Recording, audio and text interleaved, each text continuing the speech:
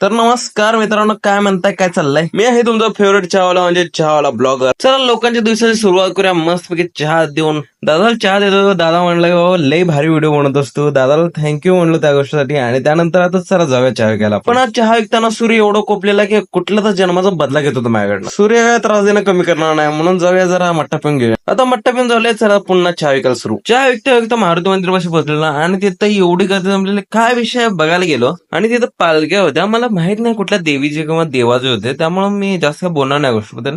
पण जाम गर्दी केली भावांनो. तिथं थांबलेल्या लोकांना पण विचारलो, पण त्यांनी पण काय सांगितलं नाही. आणि मला गिऱ्हाईक पण होतं पुढं, त्यामुळे मी हे सोडून गेलो. आणि त्यामुळे मला माहितच नाही कुठल्या देवीचं किंवा देवाचं होतं. त्यामुळे सॉरी भावांनो. पण भावांनो, आज जरा आभाळ दाटलेलं, त्यामुळे मला वाटलेलं बाबा पाऊस पडेल. आणि भावांनो शेवटी पाऊस पडायला सुरू झालं. जास्त मोठं पाऊस नव्हतं, त्यामुळे ठीकठाक चाललेलं माझं तर. पण बघता बघता मोठं पाऊस लागला आणि मला थांबायला लागलं. पण भावानं गिऱ्हाईक काय माझा ऐकायला तयार नाही. लवकर ये म्हणून भागच पडलेलं.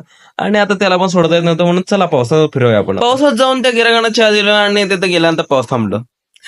माझ्यासोबत कायम असल्या गोष्टी होतात, त्यामुळे माझ्यासाठी काही नवीन नाहीये. पण भावांनो, तुम्ही आता काम करा, लाईक करा, कमेंट करा आणि शेअर करा. भेटा पुढच्या ब्लॉग मध्ये.